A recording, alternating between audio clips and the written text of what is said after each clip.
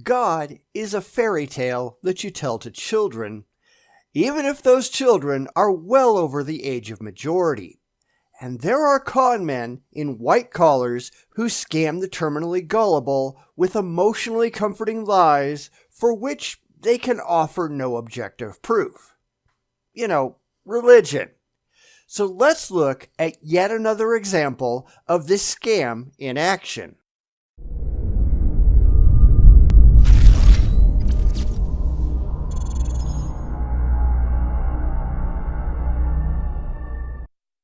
Pastor Edward O. Anderson wants to tell us that God is real. Really? How do you know any of this? Oh, because you really wish it was the case. Right. That's how it works. Except it doesn't. But these people, they just don't care, do they? So let's see what Pastor Anderson has to say on the subject and why he thinks God is real. I bet no one will be impressed. For the first time, we are introduced by God to a different reality. And you'd have to be in a different reality to buy into any of this insane nonsense. But that's really what's going on here, isn't it? These people aren't living in the same zip code as reality. They want things to be true because it makes them feel good.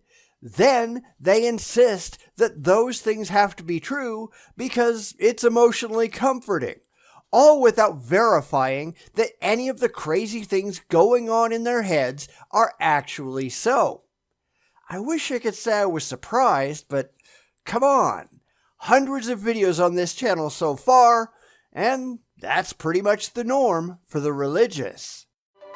He's telling you that within the beautiful planet of Earth, that we are a part of a larger solar system, a part of a larger galaxy, a part of a bigger universe that God has created, and that there is another place, just as real as planet Earth, that He is preparing for you. All of which is completely unsupported by any evidence of any kind. That's just an irrational claim. Yes, we know that Earth exists. We know that we're part of a solar system, which is part of a galaxy, which is part of a universe.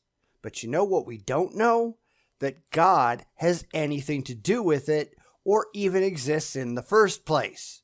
You've taken what we know, and then you've tacked on this other crazy stuff that you believe, and you expect people to buy into it hook, line, and sinker. Yeah, I don't think so. Come back when you can prove that any of this is actually real. Until then, I'm following the evidence, not your feelings. This isn't a fairy tale. It's not within the imagination of your mind. This is actually proof from God that there is another place. And how do you propose to prove that? Because it isn't like you're offering anything in the way of evidence to support your claims. But that's because you're only talking to people who already buy into your nonsense, and you know you don't have to prove a thing to those people. Mostly because you can't prove a thing. We all know it. But how is you making these wild, sweeping claims about your imaginary friend any different than, I don't know, a Hindu making the same claims about Brahma? Or me saying that invisible, intangible, universe-creating pixies did it all? Where is Christianity any better than that? Newsflash for you, Skippy. It's not. Now, I want you just to let that sink in for a moment. Yes, the stupidity of it all. Please think about how irrational this guy is being, especially if you're a Christian or other theist, because Pastor Anderson has no clue at all what he's talking about. He's just filling your head with grand illusions and emotionally comforting lies. He can't back any of it up. No theist can. And just because you want it all to be true, that doesn't mean that it is.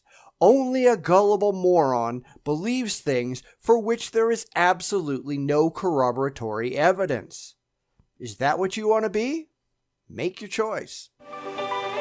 Because sometimes we believe only in what I feel and what I see here. But there is yet another reality that God just introduced to you. Says who? Because so far, we haven't found anything that we can't test by what we can objectively detect. We might not understand how it works exactly, but we have yet to come up with a single question in objective reality that is demonstrably solved by a God. It doesn't happen. It's why theists have to keep moving the goalposts every time science makes a major discovery. It never turns out to be God. Imagine that. So religion has to keep shifting their position to explain why all the things they used to teach that God was responsible for, well, now God isn't really responsible for it anymore. And you people just keep believing it anyhow. What is wrong with you? And that is that there is an actual heaven. There's an actual place somewhere out there in the universe that God is preparing for you. Prove it. Now, of course, he can't, because he's just yanking it right out of his ass and that ridiculous big book of multiple choice that he's holding. This isn't a rational claim. This is an emotional appeal made to keep the money rolling in. How do you think this guy pays for his suit and that drum kit and the nice building that all of these gullible sheep are sitting in? He lies to them and tells them what they want to hear, so they keep coughing up cash in the collection plate. Religion is the original MLM. You are paying for all of the liars above you. Funny how they never seem to recognize that, isn't it? Are you ready to receive that kind of transformation and that kind of knowledge? I'm ready for you to put up or shut up, but, we know you'll do neither. You can't. You have absolutely nothing, but you got bills to pay, so you got to keep lying.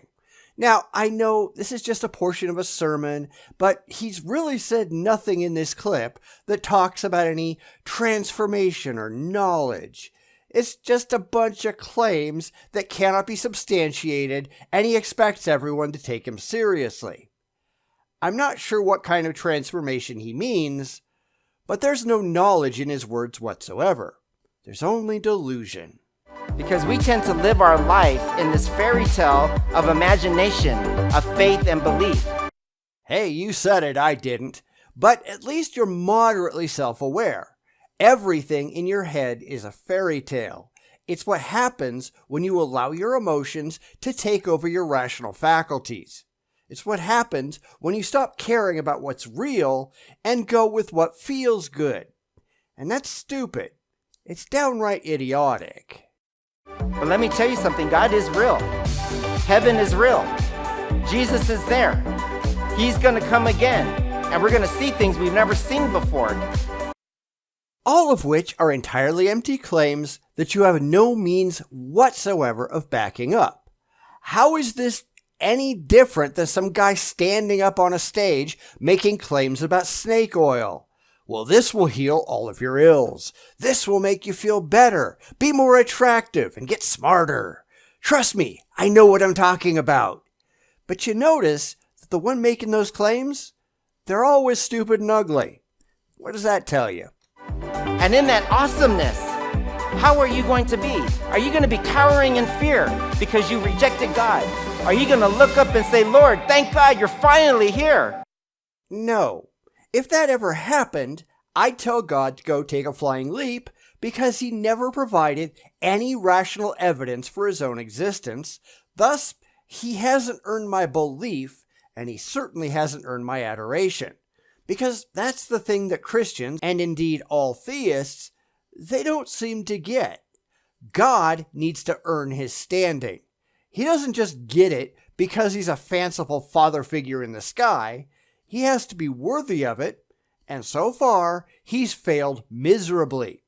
If that reality gets me tossed into eternal torment, so be it. That's not my fault. It's God's. God is a prick. I don't respect pricks, and I certainly won't worship them. He's got to do a whole lot better.